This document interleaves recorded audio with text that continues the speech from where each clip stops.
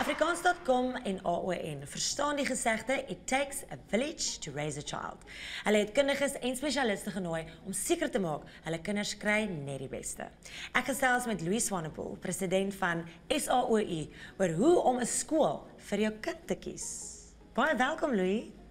Leandie, baie dankie. Dis vir my 'n wonderlike voorreg om deel te kan wees. Ja, wat 'n groot besluit eintlik om te besluit waartoe gaan my kinders. En ek dink ouers gewoonlik gaan net soos, wat is die skool naaste aan my? Ja. Wat dink jy, wat is die denkwyse waaraan ouers moet gaan wanneer hulle hierdie keuse maak? Ek dink 'n eerste punt wat ek duidelik wil maak, ouerskap is seker die grootste geskenk wat mense kan kry. En daarom inderdaad 'n reuse voorreg.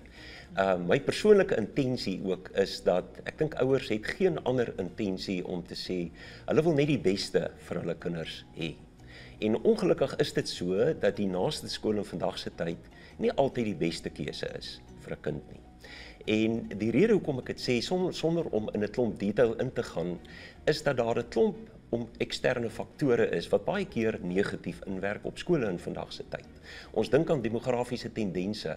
Die platteland het oor jare pragtige kinders, pragtige skole vir ons opgelewer, maar die ontvolking van die platteland het tot gevolg dat skole net nie meer optimaal kan funksioneer op baie plekke nie.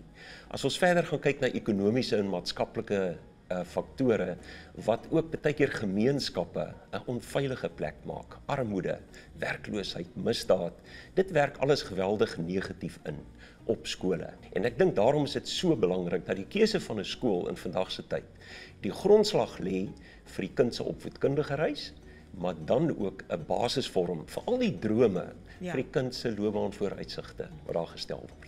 Dat is baie waardevol, maar wat se aspekte presies moet ouers in ag neem wanneer hulle dan nou hierdie keuse maak? Ek dink is eerstens belangrik om mooi te gaan kyk na die waardes en norme wat 'n skool aanhang. Maak dus seker dat die skool werklik 'n verlengstuk is, ook van die ouerhuis ten opsigte van dit. Daar is 3 pilare waarop die opvoedkundige reis van 'n kind baie sterk steun. Dis die onderwysdepartement, dan die skool, die topbestuur, die personeel van die skool en dan die ouer komponent.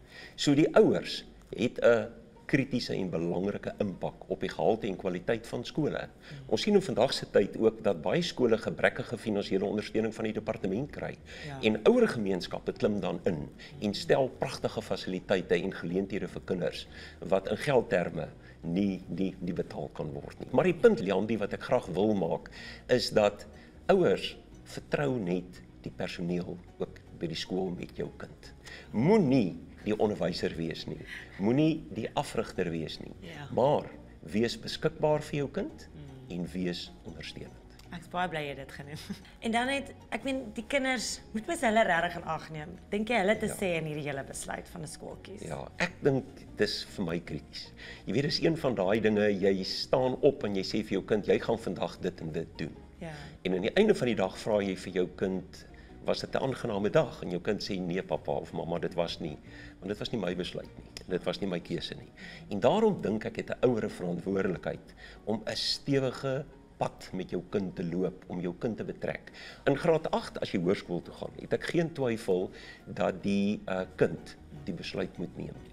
Maar nie op sy eie nie. Weereens, jy as ouer moet daai kind so bemagtig en so lei dat die kind op die ou einde ook pa en ma se seun gaan wegdra en dit wat koop. Weereens 'n hegte vennootskap maak. Sjoe, sulke waardevolle raad. Baie dankie vir jou kennis, Louis. Dis my groot voorreg, dankie. Waardeer dit so baie.